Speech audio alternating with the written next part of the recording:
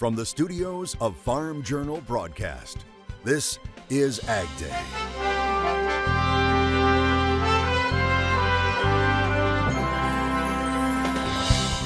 What will it take to save Louisiana's coastline? You don't see them, you don't hear them. How some secretive birds may hold the answer. What does it take to flip your soil? You'll see a little bit uptrend on the organic matter over time. Maybe it starts by improving organic matter in the soils. As drought conditions continue to improve, wild weather continues across the country right now on AgDay. Good morning, I'm Clinton Griffiths. Just in time for planting, drought conditions continue to improve across the country. That includes the drought-stricken southern plains, which in some cases saw up to 2 inches of rain, the most that area has seen in months. Let's take a look at the map. Just over 11% of the contiguous U.S. now classified in drought. That's down only slightly from last week, but down more than 28% from this same time last year. Forecasters report those recent rains cut into the drought ever so slightly in the plains, but as you can see, the drought hotspots remain. Nebraska, Kansas, much of Oklahoma, and into Texas. How does this factor into topsoil moisture? Meteorologist Brad Rippey says levels are holding steady right now. We're sitting steady at 28% of the country, reporting very short to short topsoil moisture and 12% surplus. Now, no change in the very short to short number. That was a 1 percentage point decrease from last week's 13% on the surplus. But topsoil moisture shortages persist in the southern plains and in parts of the Corn Belt. And a welcome sight for one area that is 100% in exceptional drought. Quentin Shieldknight lives in Spearman, Texas, and he had to record this the minute he saw it, rain falling in the Texas Panhandle. His part of the country seeing a little less than an inch, with Amarillo seeing slightly more, but it's more than they've seen in months. Meanwhile, still too much water along the upper Mississippi River as snow melt continues. Check out River Drive in downtown Davenport. The river reaching its crest at just over 21.5 feet, but levels did not surpass those set back in 2019 when the Mississippi crested at a 22.7 foot crest. Experts say it will take at least until the middle or end of the month before the river goes below flood stage. And how about this? It's still snowing in some places. West Virginia breaking the all-time record for snowfall in May, with areas of the Allegheny Mountains seeing more than 20 inches. Now, the previous record was 14. The snow event lasting 3 days, and to think just last week many people were out cutting their grass in that area.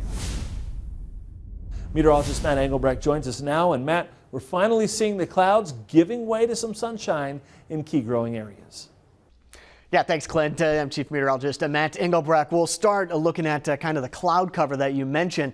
Under this ridge of high pressure, now towards the northern part of the ridge, this white line right here, that's where we could see some more moisture and cloud cover as you come back down here to the south. And we're talking about the 90s showing up into Texas. But there's going to be a ridge, which is lines to the north, and a trough back down here to the south on the west coast. This is going to set up not only kind of a quiet pattern across the United States through the weekend and next week, but also some well above average high temperatures. Expect that to go with the dry air as well. So this is Saturday at 6 p.m.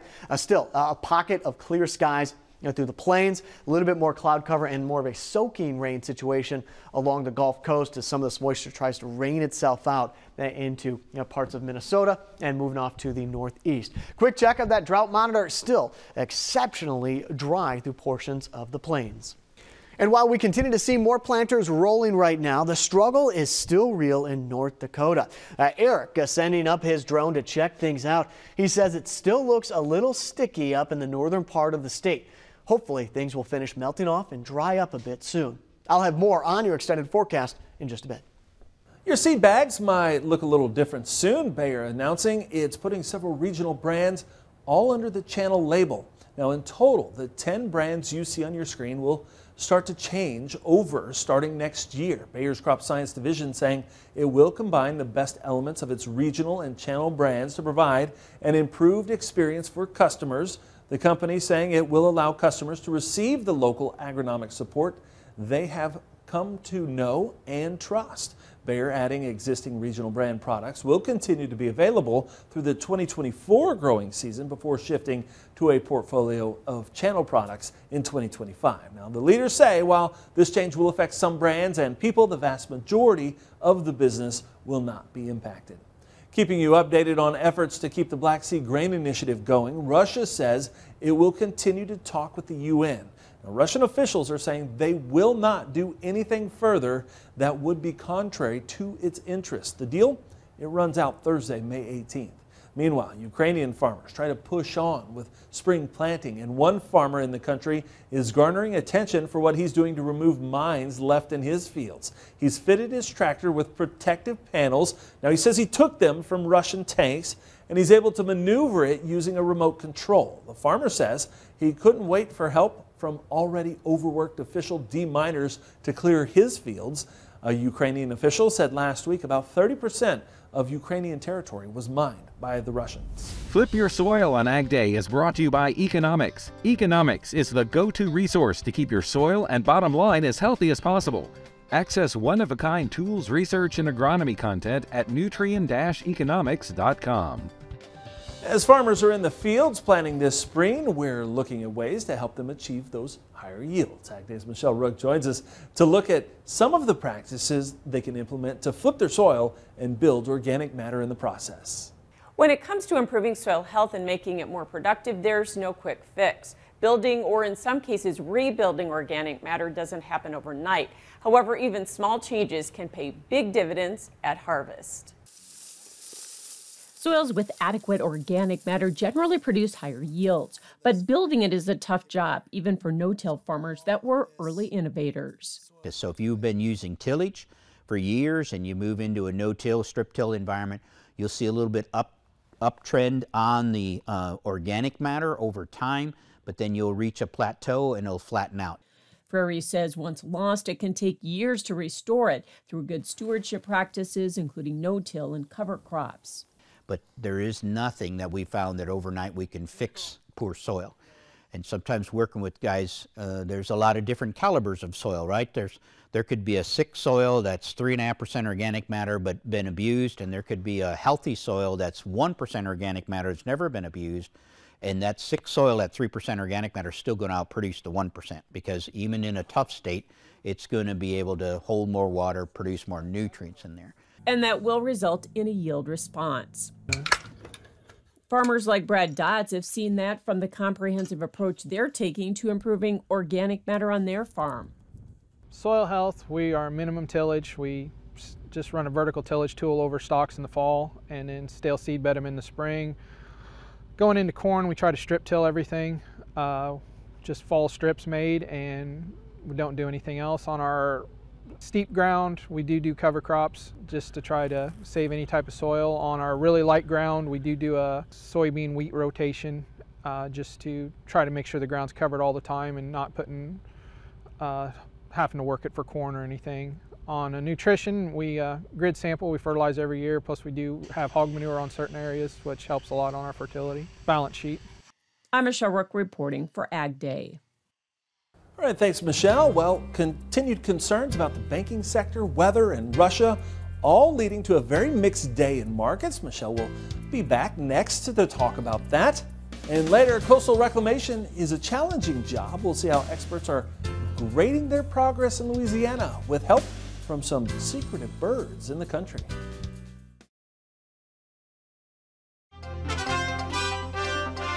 USDA is out with its 2022 Agricultural Export Yearbook, this interactive web page providing people with a lot of information. The agency reporting U.S. ag exports came in at over $196 billion last year. That's up 11% from the previous year. Soybeans were the top U.S. commodities exported to the world by far, with corn coming in second, followed by beef, then dairy and cotton. China was our top trading partner, taking in more than $38 billion of U.S. ag goods. Mexico coming in second at $28 billion, followed by Canada. Wheat extends gains for a second day, but were corn and soybeans able to follow? Michelle Rook has analysis in Markets Now. A mixed day on Thursday in the grains. Chip Nellinger, Blue Reef Agri-Marketing, is joining us. And Chip, at least wheat did end to the plus side on Thursday after that key reversal on Wednesday. We got some follow-through buying. Was that all technical, or was there some fundamental reasons behind it? I think it was largely technical. I think the fundamental reasons are we just stretched it too far to the downside. The funds got too short, and now you've got the questions about whether this Black Sea grain corridor agreement will be renewed or not. That seems to change, rapidly. 1 minute they think it's on, 1 minute they think it might be off. So at the fundamental heart of it, maybe it's some uncertainty about the Black Sea talks coming up. But, I think the real part of it is the funds just got too short, extended themselves too far. Now, they made a lot of money doing it, but now they got to get back out of that to take their profits. Strong technical day yesterday. We saw some weakness in the overnight, but it held in wheat, and we were able to rally into the close, and that's a really strong sign that maybe a bottom is in and the funds are possibly ready to run for cover, and the door might be too small to allow them all out at once. All right, let's hope so, because wheat let us down. Wheat hopefully is going to have to lead us back up here, but corn and soybeans, while we didn't see a lot of follow-through, at least we didn't go down, and we didn't really have any bullish news to drive the market on Thursday. We didn't, which might be the best sign, right? In fact, if you cut it all out and dissected it ahead of the market opening at 8:30 this morning, it probably was on the bearish side with fears about the economy slowing and, the financial and banking sector having some more problems. And so I think the wheat being higher helped take a little pressure off the corn market, but it was good to see that corn was able to close up, at least in the upper third of the day's range and hold it together on what arguably could have been a very bearish day given the outside markets. From a technical standpoint, though, Chip, we really need to hold Wednesday's lows in both corn and soybeans, don't we? Yeah, we do. And even wheat, with that big key reversal. I think the lows, this week's lows in all these markets, corn, beans, and wheat, are very key. We wouldn't really want to see those taken out, or that's going to open the door up for some additional funds selling. However, if they can hold into tomorrow, especially get through the weekend and, try to hold and rally next week, that might be enough to spur a little short covering. Can't forget either, we've got the upcoming May crop report coming out, and that's coming in short order here, and the market has to get evened up ahead of that as well. That's right. At least we got to quit going down before we can go back up. All right. Thanks for joining us, Chip Nellinger, Blue Reef Agri-Marketing. Full analysis at our Markets Now podcast. We'll have more Ag Day coming up. Farming has changed. Markets are riskier than ever. For customized, focused commodity marketing, contact Chip Nellinger or Adam Dreyer at 309-550-7213.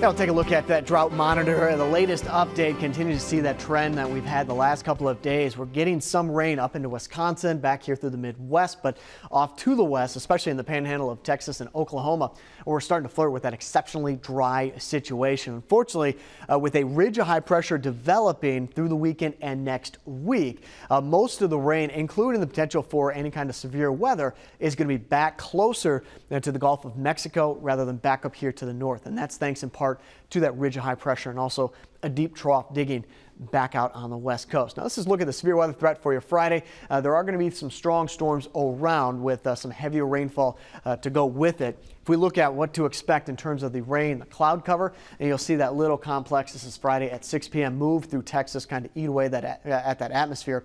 May get a few showers where it's exceptionally dry into the Dakotas, Nebraska, and back down here into Missouri as well as we go into Saturday and Sunday. But the overall pattern that favors that ridge, which is going to be pretty quiet weather, dry conditions, and well above average warmth for nearly 2/3 of the United States. I'm going to take this all the way out into your Saturday afternoon and Saturday night. You see the Gulf Coast states, that's where the rain or even the severe weather threat is located. As you come back up here into the plains, you got mostly clear skies, just a few pockets of some showers developing right along that dividing line between the trough back here to the west and the ridge back here to the east and to the southeast. So here's a look at that jet stream going through Friday, Saturday, and Sunday. That ridge continues to build from the south to the north, and the stronger the ridge gets, the harder it is to move. And right along what we'll call that saddle point, right between the trough on the left and then the ridge on the right, that's where we could see some scattered showers developing back up here to the north and to the northeast. Let's go with Pine Bluff. In the morning, ... Well, you fill it in. Scattered showers will be possible, high around 80 degrees, low of 68. Big Spring, Texas, 92 degrees with clear skies. As for Bangor, Maine, 60 degrees, low of 42.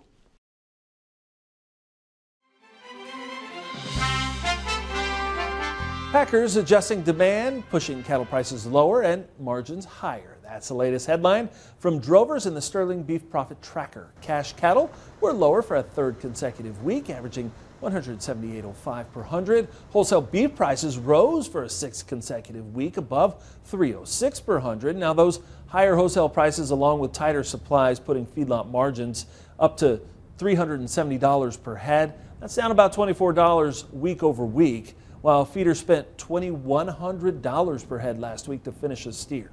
Meanwhile, packers finding themselves back in black with $63 per head profits, as slaughter fell nearly 25,000 head below a year ago.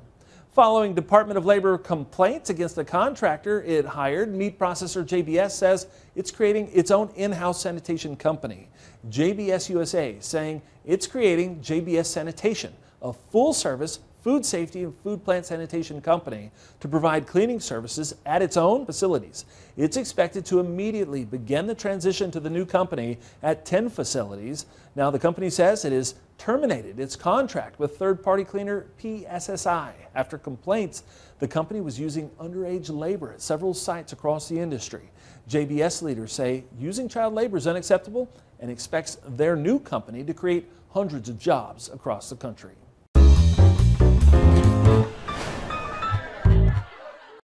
So there's these three old retired farmers sitting at the coffee shop. First farmer says, you know, if I could just do a wonderful number one, feels so much better every morning.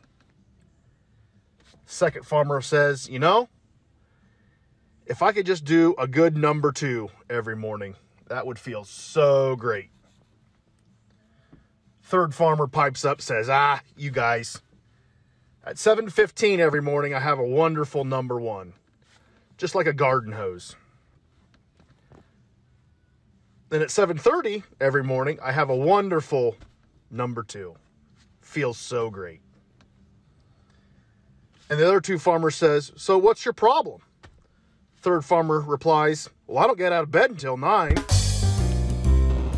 All right, thanks, Mike from Iowa. Now, if you have a joke you'd like to share, we want to hear from you. Record a video of yourself or your kids telling a joke, and we're talking about those clean dad jokes, and send them over to jokes@farmjournal.com. If we use it, you'll get a $25 Amazon gift card.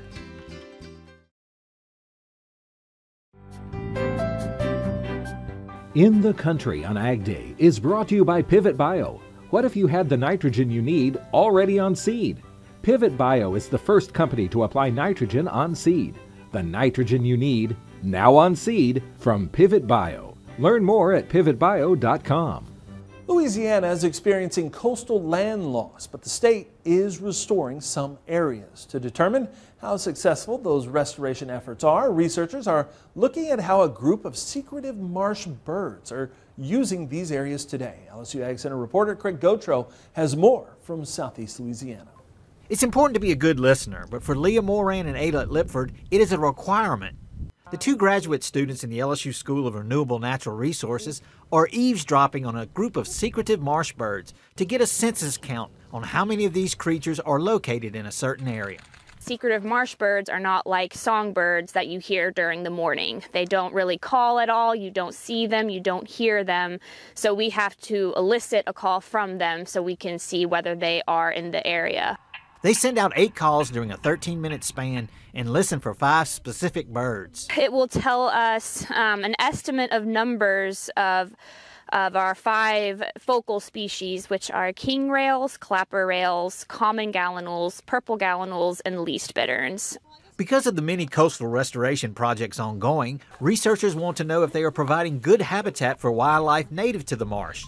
So far, preliminary results are mixed. Some of the created marshes are full of secretive marsh birds and other species and are providing awesome habitat for them.